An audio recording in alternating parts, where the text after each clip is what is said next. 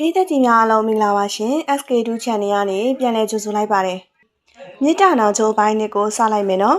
။အဖေနဲ့မေသမီးကြောင့်အဆက်ရခဲ့ပြီ။သမီးကြောင့်အဖေနဲ့မေစိတ်ဆင်းရဲရပြီ။စာအုပ်တရားအင်းရှိလေကားတင်မှထားရင်ငိုနေမိရဲ့။ငါတို့မိဘတွေငိုတာစိတ်ဆင်းရဲတာကိုသမီးလေးမြင်ပို့ပြီးတော့စိတ်ဆင်းရဲပါမယ်ဘူးမရဲ့မငိုပါနဲ့တော့။ဟုတ်ကဲ့ပါတော့။ဒေါ်ဘူးမမျက်ရည်တွေကိုလက်မောင်းနဲ့တုပ်လိုက်ပြီးသမီးလေးရော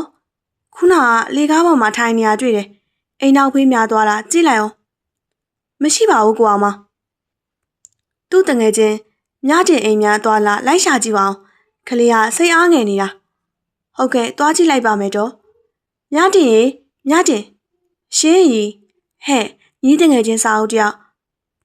လာမြတင်ရဲ့မလာပါဘူးအကြီးဒီကောင်မလေးဘယ်တွေများလျှောက်သွားနေပါလိမ့်။တကယ်လို့များဒီဘက်ရောက်ခဲ့ရင်စာအုပ်ကိုခေါ်ထားလိုက်ပါများတင်ရဲ့သူစိတ်မကောင်းဖြစ်နေရှာတာစိတ်ချပါအကြီးကျမခေါ်ထားလိုက်ပါမယ်ဒီကောင်မလေးစိတ်ညစ်ညစ်နဲ့ဘယ်တွေများလျှောက်သွားနေပါလဲပြောရင်အိမ်ဘက်ကိုပြန်လာခဲ့ကိုအောင်မောင်စာအုပ်ပြန်လာပြီလားမလာသေးဘူးမြတင်အိမ်မှာရောမတွေ့ခဲ့ဘူးလားမတွေ့ခဲ့ဘူးကိုအောင်မောင်ရဲ့တမီးဟာမြတင်အိမ်ကလွယ်ပြီးတခြားအိမ်မလဲတတ်တာ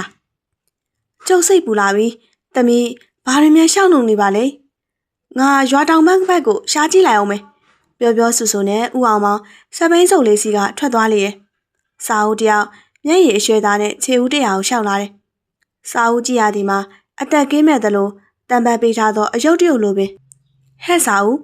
သူ့ပခုံးကိုပုတ်ခေါ်လိုက်မှနောက်လဲကြည့်လိုက်တော့ကိုလူမောင်နင်ပဲသွားမလို့လဲကြည်စွမ်းရွာနဲ့လဲဝင်းနေပြီငါအခုမန္တလေးကဈေးဝယ်ပြန်လာတာစာအုပ်နေဖက်နဲ့တော့မပါပါဘူးပဲလူမောင်ကိုကြည့်မျက်ရည်များကျလာတယ်ကျမခြေဦးတရားကိုသွားပြရစီကိုလူမောင်ရဲ့ကျမကြောင့်အဖေရောအမေရောစိတ်ဆင်းရဲနေရပြီကျမတည်သွားရင်ကောင်းမှာပဲလူဘဝဆိုတာရခဲ့ပါတယ်စာအုပ်ရဲ့နေအဖေနဲ့အမေကမတနာဘူးလားဒီရွယ်ရအောင်ကျွေးမွေးပြုစုလာတာသူတို့အတွက်တော့ထဲမတွက်တော့ဘူးလားစာအုပ်ကျမအတွက်အဖေနဲ့အမေကအရှက်ရကြတော့မှကိုလူမောင်ရဲ့ဘာကိစ္စပဲဖြစ်ဖြစ်တက်တီရှိရင်ဆိုင်မှာစာအုပ်ရဲ့ရှော့ကိုလူမောင်ခနဲ့စီးခဲ့နော်ရွာလန်းကကြောက်စီခဲယူနဲ့ချီအောင်နာလိမ့်မယ်ကိုလူမောင်ကသူ့ဖက်နဲ့ကိုချုပ်ကစာအုပ်ကိုစီးခိုင်းခဲ့တယ်နေပါစေကိုလူမောင်ပဲစီးပါကိုကယောက်ျားတော်သားဖက်နဲ့မပါလို့ဘာမှမဖြစ်ဘူးစာအုပ်စီးနော်ကိုလူမောင်တယောက်စာအုပ်ကိုချော့မောင်ကအိမ်ပြန်ခေါ်ခဲ့တယ်ရှာခင်းကိုဖျက်လာရတဲ့ဖြင့်စက်ဘင်းကချင်းကြတဲ့ဖြင့်ဥအောင်မောင်ချင်းပြန်တင်နေရတယ်ဒီစက်ဘင်းကလည်းချင်းကကြပြန်ပြီနှစ်ဖူးမှာကြလာတော့ချွေးကိုတုံရင်စက်ဘင်းပေါ်တက်ခါအိမ်တို့ပြန်လာခဲ့တယ်အကြီးဘူးမဒွေးလေးဥအောင်မောင်ဟဲလူမောင်အော်စာအုပ်သမီးရဲ့ဘဲထွက်သွားတာလဲမိဘတွေကောင်းမိတောက်နေပြီညီဖေလဲရွာတောင်မိုက်သွားရှာတာအခုထိပြန်မလာသေးဘူးအမေနဲ့ဖေအသက်ကြီးပါပြီစာအုပ်ရဲ့ဘာလို့ဒီလောက်ဒုက္ခပေးနေရတာလဲကဲပါကြီးရဲ့စာအုပ်ကိုစုမနေပါနဲ့တော့အခုစာအုပ်ကထမင်းမစားရတာလဲတပတ်ကျော်နေပြီညီမစားချင်ပေမဲ့ဘိုက်ထဲကကလေးတွေ့တော့စာအုပ်မှာဘောစာအုပ်ရဲ့တမီဒီကလေးကိုမမွေးချင်ဘူးအမေဘာဒေါ်ဘူးမမျက်နှာတင်းမာလာပြီးညီကအကုသို့အလုပ်တွေအလုပ်ချင်နေရလားလူတက်ချင်နေရလားဘာမှမသိတတ်တဲ့အပြစ်မဲ့တဲ့ကလေးကိုတက်ချင်နေရလားစာအုပ်ကိုလူမောင်စာအုပ်ကိုကြည့်ရင်တနာကူးနာတက်နေရောတယ်မိဘနှစ်ပါးကစရင်ကောင်းပြီးရိုးသားအေးဆေးသူတွေဖြစ်ကြ၍ကံဟောသားအပြစ်တင်ကမိသူကိုမှပြဿနာမရှာခဲ့ပါရိုးသားလွန်သောမိသားစုကိုကြည့်ရင်လူမောင်တယောက်ဆုံးဖြတ်ချက်ချလိုက်တယ်ငယ်ငယ်လေးကမျက်နှိုးလို့ရင်အရေးတကြီးနဲ့ချစ်ခဲ့ရသောစာအုပ်စိတ်ဆိုးမအောင်ဆို၍ချစ်ချောင်းပင်ဖွင့်မပြောရဲခဲ့ရင်ထဲမျိုးသိခဲ့ရသူယခုတော့သူမျက်နှိုးရသောပန်းလေးတစ်ပွင့်သူများဟာခူးယူကဖျက်ဆီးခဲ့လေပြီကြေမွားပျက်စီးသွားသောပန်းလေးကိုဖွားဖွားလေးကောက်ပြီးယူရရမျက်နှိုးကျင်လာတယ်ယခုခန်းစားနေရသောအပူတွေကိုမျှဝေခန်းစားခြင်းမိရဲ့အကြီးကလူမောင်းဘက်ကိုလှည့်ကြည့်လိုက်တယ်ကျွန်တော်စာအုပ်ကိုစောင်းချောက်ပြစေဒေါ်ဘူးမမျက်လုံးအပြူသားနဲ့လူမောင်ကိုလှမ်းကြည့်လိုက်တယ်ကျွန်တော်စာအုပ်ကိုငယ်ငယ်တည်းကချစ်တာအကြီးလဲသိပါတယ်အခုလိုဒုက္ခရောက်နေအောင်ကျွန်တော်တာဝန်ယူပြရစီဘာပြောတယ်မောင်လူမောင်မင်းစာအုပ်ကိုတာဝန်ယူမယ်ပြောလိုက်ကြလားဟုတ်ပါတယ်ခင်ဗျာအရှိတို့ဒွေလေးတို့သဘောတူရင်ကျွန်တော်စာအုပ်ကိုတာမမမရမမပေါင်းသိချင်ပါတယ်ဟဲ့ကောင်လူမောင်စကားကိုသေချာစဉ်းစားပြီးမှပြောပါကွာ ငါသမီးကအပြိုမဟုတ်တဲ့အပြင်ခလေးပါအစ်စ်ပါအောင်ပါနမရှင်ပိန်ပေးစားတယ်လို့တော့အပြောမခံချင်ဘူးလူမောင်ရကျွန်တော်တေချာစဉ်းစားပြီးမှပြောတာပါအရင်နဲ့တွေ့လေသဘောတူတယ်လို့ခေါင်းညိတ်လိုက်ရင်လူကြီးဆောင်ရနဲ့လာတောင်းပါပါသမီးသဘောကိုတော့မမေးတော့ပါဘူးဒါသူ့အတွက်အကောင်းဆုံးလုပ်ပေးတာပဲစာဦးကမျက်နှာငယ်လေးဖြင့်ခေါင်းလေးငုံနေတယ်အဖေတို့အမေတို့ကောင်းသလိုစီစဉ်ပါဒါဆိုရင်ကျွန်တော်တို့ဘာတွေကိုခေါ်ပြီးမင်္ဂလာကိစ္စစီစဉ်ကြတာပေါ့မင်းတို့သဘောပါပဲကွာဦးအောင်မောင်ဒေါ်ဘူးမကိုကြည့်မေးလိုက်တယ်မင်းရောဘာပြောချင်သေးလဲမောင်လူမောင်ဆိုဘာမှပြောစရာမရှိပါဘူးနောက်တစ်နေ့မှာတော့မောင်လူမောင်သူကြီးဘာတွေကိုခေါ်၍ကြော်ပွဲနဲ့မိသားဘာသာပြီးလာတောင်းရမ်းယူခဲ့တယ်မောင်လူမောင်ကအလုပ်ကြိုးစားတယ်စာအုပ်ပေါ်လည်းကျင်နာယူရတယ်စာအုပ်နင်းကိုဝင်နဲ့ဘာမှမလုပ်ရအောင်နော်လှုပ်ရှားရှိရင်အကိုကိုပြောအကုန်လုပ်ပေးမယ်ကိုလူမောင်လဲတဲ့စင်းချိန်ဆိုလဲစာအုပ်ကထမင်းလာပို့တယ်စာအုပ်နင်းကိုဝင်ကတဖြည်းဖြည်းရင့်လာပြီငါ့ကိုထမင်းလာမပို့နဲ့တော့ရပါတယ်ကိုရဲ့စာအုပ်ဒီလောက်တော့လုံနိုင်ပါတယ်လက်ကသင်းတွေကမညီမညာတွေမို့ချော်လဲမှဆိုလို့ပါစာအုပ်ရဲ့ဝေဖားပြီးမှပဲလာဖို့နော်ဟုတ်ကဲ့ပါကိုစာအုပ်လည်းထမင်းသွားမပို့ရတော့ကိုလူမောင်ကိုယ်တိုင်မနဲ့အစောထားချက်ကထမင်းထုတ်ယူသွားတယ်စာအုပ်အကိုထမင်းနဲ့ကြက်သားဟင်းလေးနဲ့ငပိရီကြိုထားတယ်ချန်စီယိုကဘောစကိုင်းရွက်လေးနူတို့ခူးပြီးတော့ပြုတ်ထားတယ်စာအုပ်ထမင်းများများစားနော်လာကရင့်နေပြီစာအုပ်အိယာမှာထမယ်အလို့စာအုပ်မထနဲ့အောင်စောသေးတယ်ကိုပါသာထမင်းခူးခတ်စားပါမယ်အိပ်ပါအောင်စာအုပ်ရဲ့ကိုဝင်ဆောင်အားစေးလေးလည်းမှန်မှန်တော့နော်ကိုလူမောင်သူ့ဘာသာချက်ပြုတ်စားတော့ပြီးနေ့လယ်စာပါထမင်းထုတ်ယူသွားတယ်အကိုလဲထဲသွားတော့မယ်ဟုတ်ကဲ့ပါအကိုလူမောင်စာအုပ်နှစ်ပူလေးကိုမျက်နှိုးစာနမ်းလိုက်တယ်အကိုသွားမယ်နော်အကိုကလည်းစာအုပ်မျက်နှာတောင်မတည့်ရသေးဘူးရှင်စရာကြီးမယွံပါဘူးကိုယ့်ရဲ့အချစ်ဆုံးမိန်းမပဲ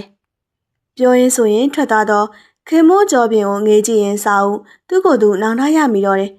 စာအုပ်ကိုလူမောင်ကိုချစ်မိနေပါပြီကိုလူမောင်ရဲ့စိတ်ထဲမှာပြောရင်စာအုပ်မျက်နှာပေါ်တွင်ပြုံးရုပ်လေးများတန်းနေတော့တယ်ရခင်ကကိုလူမောင်သူ့ပေါ်ချစ်နေမှန်းသိတော့လဲ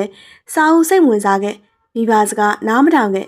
ကိုသိန်းထွေရဲ့အယူရတွေအကျဉ်းနာတွေစကလုံးတွေကြားမှာပဲစာအုပ်တာရခဲ့တယ်အကျိုးလိုညောင်ရည်သွင်းခဲ့မှန်းစာအုပ်မသိခဲ့ဘူးငရဲပန်းကိုရွှေပန်းလို့ထင်ခဲ့မိတာသူ့ဘဝပါ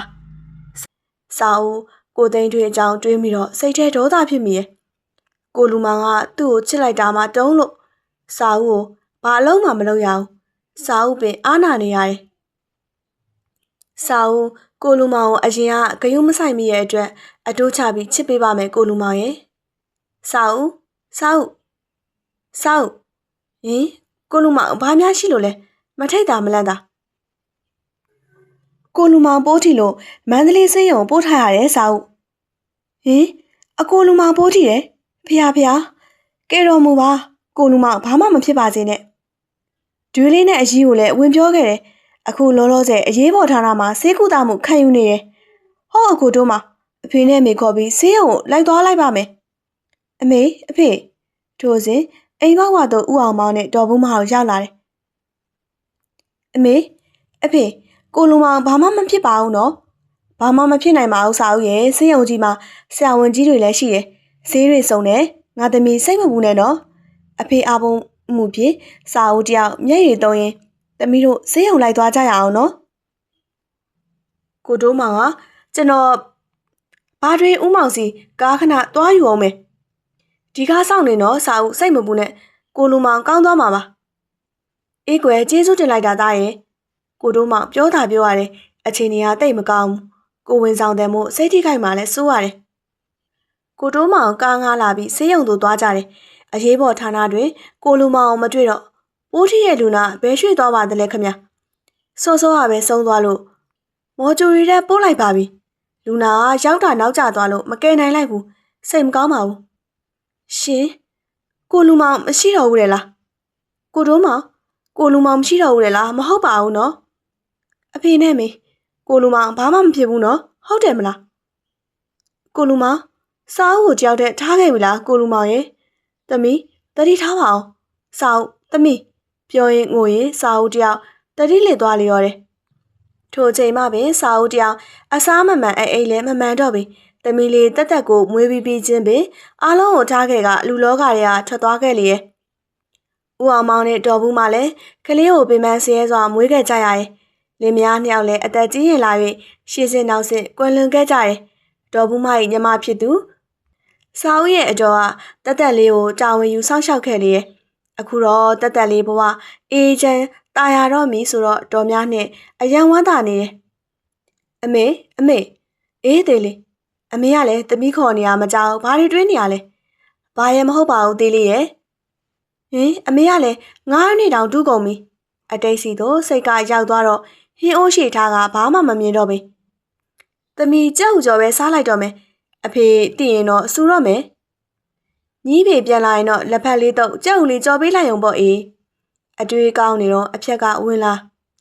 ရှေ့ကငါးလေးအိုးခွက်ကတူးလိုက်တာမှမီးသေးခွဲကိုဖြစ်လို့အမေသမီးလေးတတ်တို့မင်းကားဆောင်ဝတ်ဖို့ချိတ်ထမိန်လေးနဲ့မှန်စာလေးချုပ်ချင်တယ်ဟိုတလုံးကမှအကြီးမြအလူမဝတ်ဖို့ချုပ်ထားတာလေးဝတ်ပါလားအေးဝဲရှိတိုင်းချုပ်နေရအောင်ကို့အချင်းတွေကိုပြန်ကြည့်နော်မိသေးလေးအမေကလည်းရွာတွေကနှင်းမြတို့လှမေတို့ကအကုန်အသစ်ချုပ်မှာမေရဲ့ဟဲ့သူတို့မိဘတွေကပြေးလဲကြတယ်လေအမေပြောလိုက်ရင်ဒီတိုင်းကြီးပဲအဖေပဲပြောတော့မယ်တဲဒီကောင်မလေးတော့လေအသေးလေးကနှကန်းစုကအပြင်သို့ထွက်သွားလေတယ်တော်များနေစိတ်ထဲမှာတော့အော်အပြိုဖြစ်ခါစားအရွယ်လေးမို့လှကျင်ရှာမှာပေါ့လေအသေးလေးကလူအောင်ကညှက်၍သူ့ကိုအသေးလေးဟုခေါ်ကြတယ်တော်များနေတို့ပညာမတက်ခဲ့၍စင်ရဲခဲ့တဲ့ဖြင့်အသေးလေးကိုတော့ပညာတက်လေးဖြစ်စေခြင်းနဲ့ထို့ကြောင့်အသေးလေးကိုကြောင်းထားခဲ့တယ်အသေးလေးကယခုတထမတန်းကိုရောက်ပြီလေအသေးလေးရဲ့ကျောင်းနာမည်ကညသွင်းငုံနဲ့တော်သူနဲ့မတူဖြူဖြူနုနုလေးသမီးလေးကိုတော့ပညာတတ်ပွဲရဖြစ်အောင်ထားမယ်ဟုတော်များနဲ့စိတ်ကူးတယ်အရွယ်လေးရောက်လာတော့လှကျင်လာတဲ့သမီးလေးကိုကြည့်ရင်တော်များနဲ့ပြုံးမိတယ်သမီးတောင်လှကျင်တဲ့အရွယ်ရောက်လာပြီအချေရီကုန်းကမြန်လိုက်တာတော်များနဲ့ထင်းရှူးသစ်သားထဲမှာအောက်ဆုံးတွင်လက်ကင်ဘွားဖြစ်ထုတ်ထားတဲ့ပတ်ဆက်လေးကိုထုတ်ယူလိုက်တယ်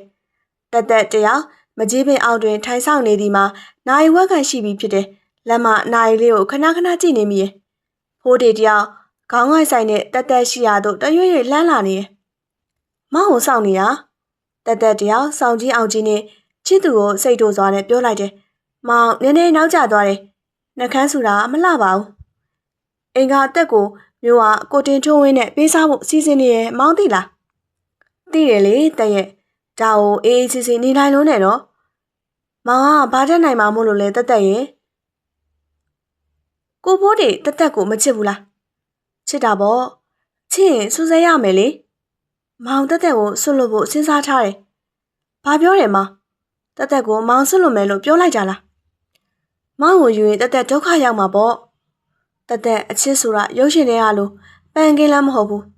အမှန်တိုင်းပြောရရင်ကိုအိမ်တော်တစ်ခုကိုတာဝန်မယူနိုင်သေးဘူးတက်အခုတက်ကိုမျိုးသားကတင်တောင်းတစ်တယ်ရွှေတွေငွေတွေတိုက်တွေကားတွေတင်တောင်းတယ်ပြီးတော့ပညာတတ်ပွဲရအရာရှိကြီးတယောက်မောင်လေးကမိုးနဲ့မြေလိုကွာချတယ်။မောင်ကဖုန်ကြီးเจ้าကစားဆိုတေစာရှင်တာပဲဖက်တက်တာတက်ရဲ့ဒါဆိုတက်ကိုဘာလို့ချစ်တာလဲ။မောင်ချက်ကရောဘာလဲ။မောင်တက်ကိုချစ်တယ်။ဒါပေမဲ့မောင်မိမတယောက်ကိုတော့တာဝန်မယူနိုင်ဘူး။ရှင်ကိုကျမချစ်မိတာမှားတာပဲ။အားလုံးဖြတ်တဲ့အထက်ကရှင်ကိုချစ်မိတာကျမအမားပဲ။ပြောရင်တက်တယောက်ဖိုးတေအနီးမှငိုကပြေးထွက်လာခဲ့တယ်။ဖိုးတေတက်ပြေးထွက်သွားသည်ကိုကြည့်ရင်မောင်ကိုခွန့်လို့ပါတက်ရဲ့မောင်ကိုယူရင်တက်စင်စရဲရဲနဲ့နေရမှာလေ။မောင်ရဲ့ဘွားရဲ့တက်ကိုဆွဲမခေါ်ရက်ပါဘူး။မောင်တညာလုံးစဉ်းစားပြီးမှဆုံးဖြတ်ခဲ့တာပါတက်ရဲ့။တချို့အချစ်တွေကဆွတ်လို့ပေးလိုက်တာအကောင်းဆုံးပါပဲ။စိတ်ထဲမှာတူတူလေးရေယွရင်သူ့မျက်ဝန်းမှာမျက်ရည်တွေစိုးနေရဲ့ဇလန်လေးကတော့ဒီညမှာပဲပြီးဆုံးသွားပါပြီရှင်။နောက်ထပ်ဇလန်ကောင်းလေးတွေကိုနားဆင်ကြနေဆိုရင်တော့ကျမတို့ channel ကို like and subscribe လုပ်ထားပေးပါဦးနော်။